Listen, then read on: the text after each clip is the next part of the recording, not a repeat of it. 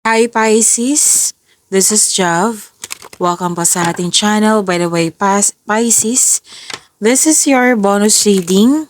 Hindi po ito re-upload. Kundi this is your second video reading tungkol po sa inyo.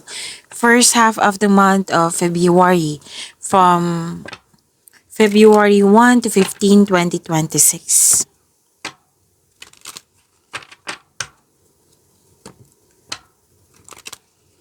Gamitin ang reading na ito bilang gabay lamang. Tandaan Pisces, ito po ay general reading.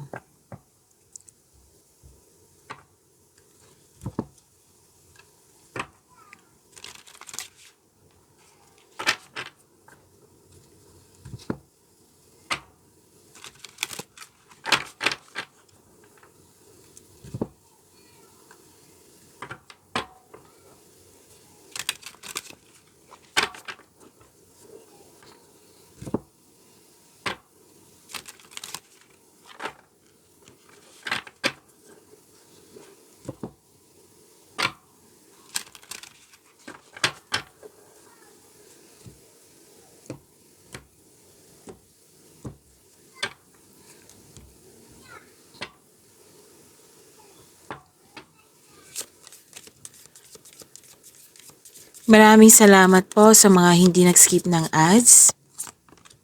Subscribe na po kayo sa ating channel at click bell notification para updated po kayo sa bagong video natin. Para sa mga gustong magpa-reading po, comment po kayo ng personal reading and check my reply sa comment section.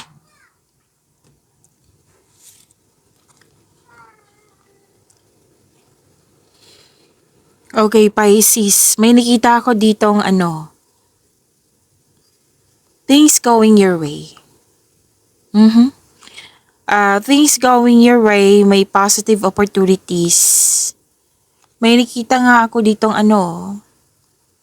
offer, deal, promises, commitment, agreement, nagkasundo, may signing of contract, kakapasok sa trabaho, kakapasok sa business partnership, pwedeng nagtutulungan kayong dalawa, pwede din pong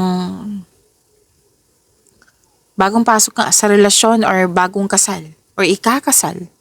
Engagement, proposal, yan. May nag-uusap sa marriage contract. At nakikita ko dito yung happiness po. You deserve this. At may sinabi dito na may good luck and good karma. At success. May recognition din. Pisces, may nakita ko ditong pwedeng end of contract or umiiwas ka at tumiwalag. Kasi it might be unhealthy connection. Kaya nag-decide ka. And kasi may nakita rin akong stricto or mahirap kausap. Yung itong action na nakikita ko dito, tinulungan mo yung sarili mo para maka-let go at magkakaroon siya ng transformation. At ng transformation na ito, yes, may ending eh. May ending. Ginawa mo dito is ending kasi hindi na nakakabuti sa'yo at tinulungan mo yung sarili mo at nagkaroon ng changes. New beginning. Kaya nga may sinabi kanina, transformation. At ito, maganda na tong transformation na ito, di ba? Sinabi ko kanina. Offer, magandang opportunities, good luck, good karma. Yan yung naghihintay sa'yo. So, huwag kayong mag-alala sa ending kasi marahil nagkaroon ng ending kasi hindi siya nakakabuti or hindi siya dapat, wala na siya dapat sa present or future kasi hindi na nagbibigay ng growth or nakakatulong sa'yo. So, ang ganda ng new beginning na ito. Kung may end of contract, may signing of contract ako nakikita dito.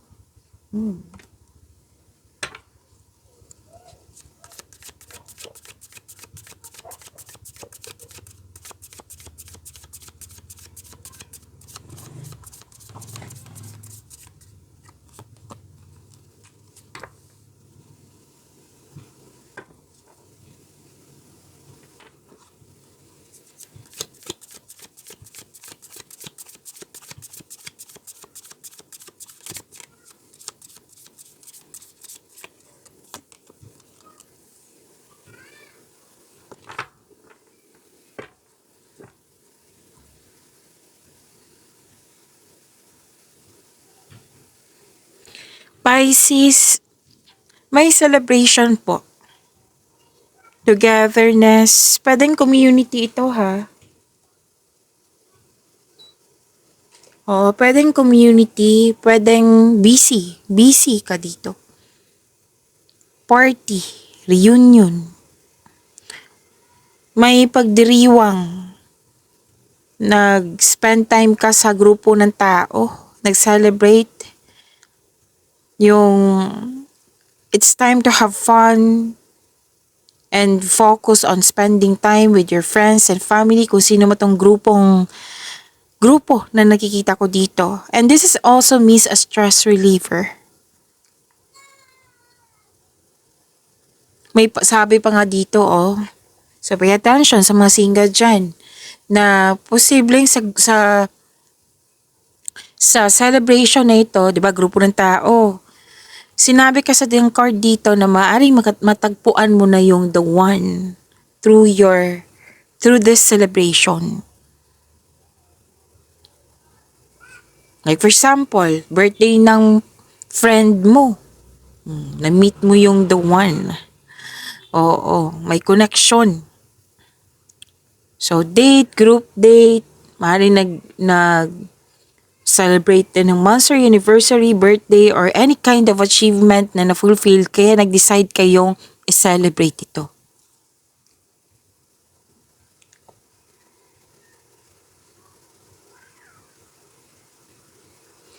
May ganap na collaboration, groupings, teamwork, makipag-teamwork. Yung grupo ng tao ay very supportive sa iyo. Magkakaroon ng outing, company outing ba to? Basta po, celebrating with good friends or family is what you need most right now.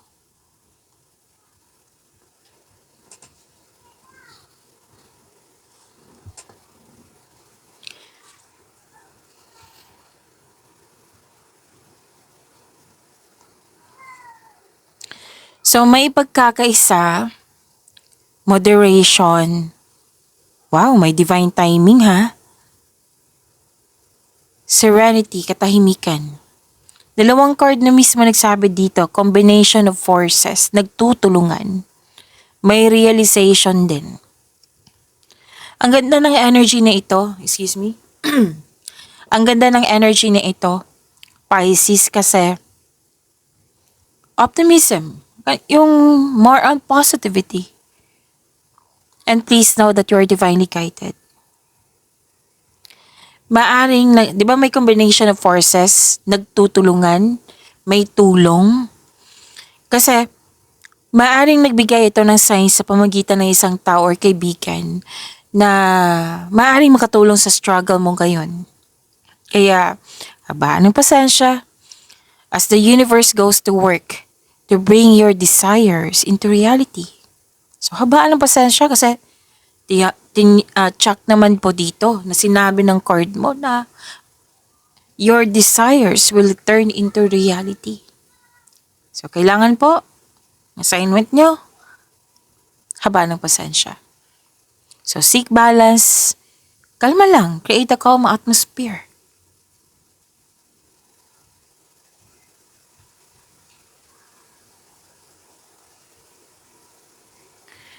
At huwag magmadali. Kasi mukhang naiinip ka dito.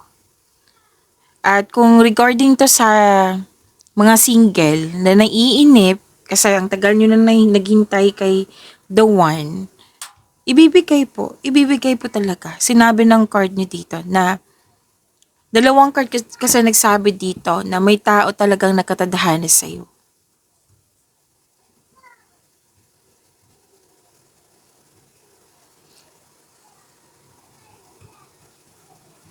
May masungit nga dito na tao or sensitive. Na natuwa ako sa nakita ko kasi binabalanse mo yung emotion mo, naintindihan mo. Naging masungit to kasi may problema to sa bahay nila. Naging masungit to kasi may trauma to sa childhood niya. Yan, yung naintindihan mo talaga. And may advice din regarding sa kaperahan ha, na pay attention kayo sa income at sa paggasta. Baka may bala kayong maggasta dyan. Pag-isipan nyo kung kailangan ba, kung need ba talaga ito. So pag-isipan ng mabuti. At the end of the day, kayo po ang mag-decide niyan kasi buhay niyo po iyan. Okay?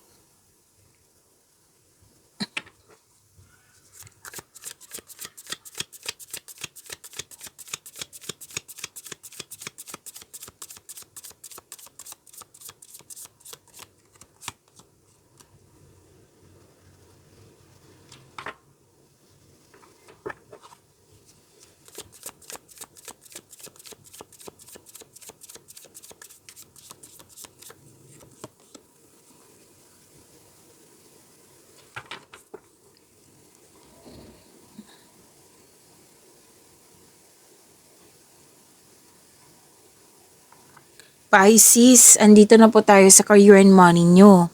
Ang sabi kasi ng card dito, na huwag magpasobra sa paggasta, which is sinabi naman ng card nyo dito sa inyong energy cards at dito din. So pay attention ha, repeating message yan. Okay, pay attention kung kailangan ba, basta monitor, control, and save. Pwede din po na hindi to concern sa'yo, pwedeng concern mo sa ibang tao, like nagbigay ka ng pera sa kanya, tapos ginagasta ka niya sa hindi need, kumbaga wants. O, pag-usapan nyo. Nakikita ko lang dito na may toxic na tao dito eh. Pwedeng kasamahan mo to dyan sa trabaho mo kung, oo, kasi nandito to sa career and money mo. Okay, kasamahan na toxic. So, sinabi naman ng card dito na binabalanse nyo, naintindihan mo kung bakit siya naging toxic, kung bakit siya makulit, kung bakit siya ganyan. Pero, kung nagtitiis ka na sa toxicity, sa place, sa tao ba ito, kailangan nyo mag-usap, kailangan mong makalaya. Kasi para kang, may nakita kasi ako dito nagtitiis. So, hindi naman pwede, di ba, na magtiis ka ng habang buhay. Kailangan mong bigyan ng solusyon. Kung paulit-ulit na lang to, baka kailangan mo nang mag-decide. At the end of the day, kayo po ang mag-decide niyan kasi buhay niyo po, iyan.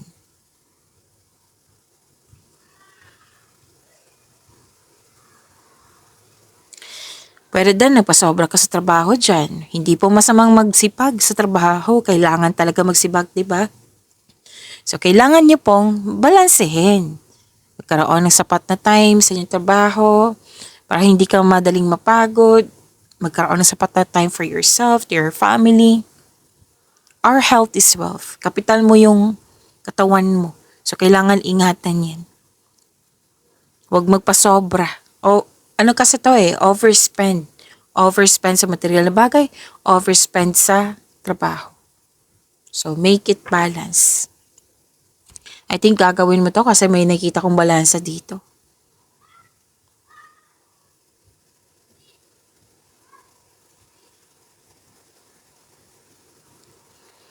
And, pwede din na may ginagawa kayo dyan na alam mong hindi nakakabuti sa'yo pero ginagawa mo pa rin. Like yung example ko sa inyo na nagsobra kayo sa trabaho.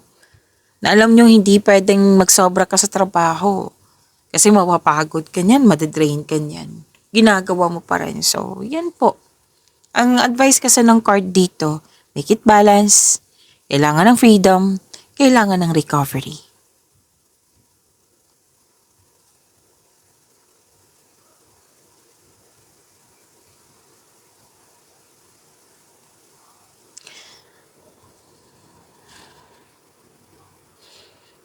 May nakita ko dito Ang ilan sa inyo gusto niyo ng change career or nagtitiis na kayo dyan, di ba? Sinabi kanina.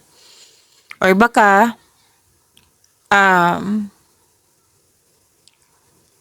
natatakot ka. May offer kasi ako nakikita dito na natatakot kang umalis sa posisyon mo kasi ayaw mo mabigo. Kumbaga, hindi ka sigurado sa pupuntahan mo. Ayaw mo mabigo sa inyong desisyon. Pero gusto mo at the same time kasi lalabas ka sa comfort zone mo eh. So nagkaroon ka ng alinlangan. At nag-cause ito ng overthinking. So ano ba yung dapat gawin kung nag-overthink kayo or nag-overanalyze? Find the solution kung kaya na. Kung hindi pa kaya, change the channel. Time for reflection, mindfulness cues. Sinabi ko kanina sa inyo, gumawa ng konkretong plano. Kasi mawawala tong fear na ito, mawawala tong doubt, hesitation na ito. Pag magkaroon ng konkretong plano. Kasi magiging confident ka niyan eh. And kung masyadong mabigat na, then humingi kayo ng guide kay God. Okay? Para mapalaya mo ang sarili mo sa takot na nararamdaman mo. Kasi natakot kang mag-decide, natakot ka sa mangyari, ayaw mo mabigo. Yan. You have to step forward. Kasi ang kailangan nito pasensya at tiyaga. Magagawa mo to, Pisces.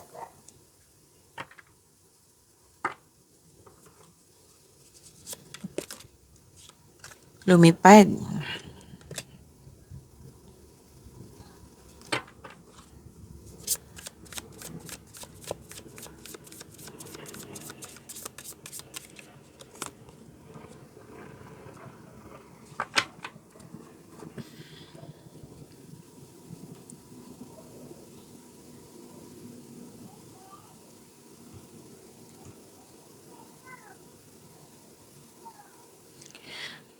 By the way, huwag niyong kalimutan na mag-subscribe sa channel natin at i-click yung bell notification para updated po kayo sa reading natin. Marami na kayong February video reading ha, Pisces. Kung hindi niyo pa napanood, panoorin niyo po, andito lang po sa channel natin.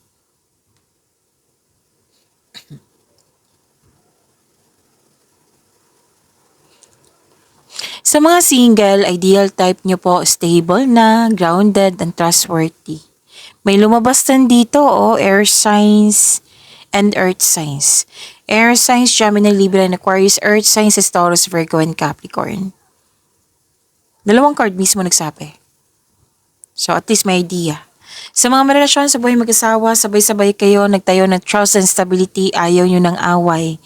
So, wag nyo i-pressure yung relationship ha. Like, kasi nakita ko dito, parang nagmamadali kayo. Or, dapat ngayon na naging hard worker ka kasi gusto nyo makaipon ng malaki. Yan, example yan. So, don't pressure things. Calm down and balance. Okay? You need to take things slow if you want the relationship to last. Sabi ng yung card.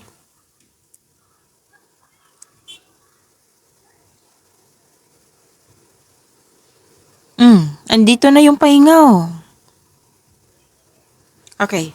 So, mga single, sobrang tagal mong naghintay kay the one. Gusto mo muna mag-focus sa iyong sarili. Ang some of you nag-decide.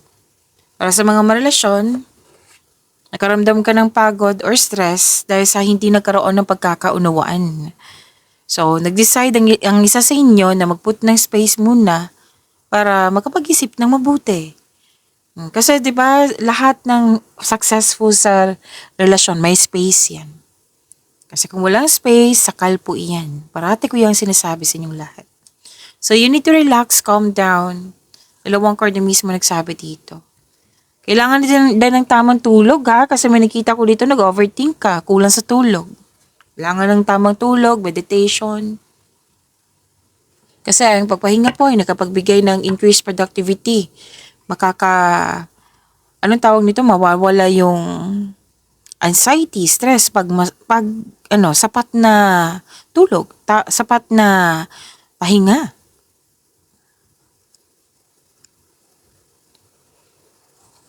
Okay. May nagsinungaling kasi isa sa inyo may lihim or nagsinungaling, tapos ito ng oras na maging tapat, maging bukas at makipag-usap ng malinaw sa loob na inyong connection. Pwedeng sa kaibigan to, sa partner nyo, sa taong malapit sa iyo. Pag-imanin nyo po yung blessings na binigay sa inyo, Pisces, see you tomorrow. Maraming salamat po.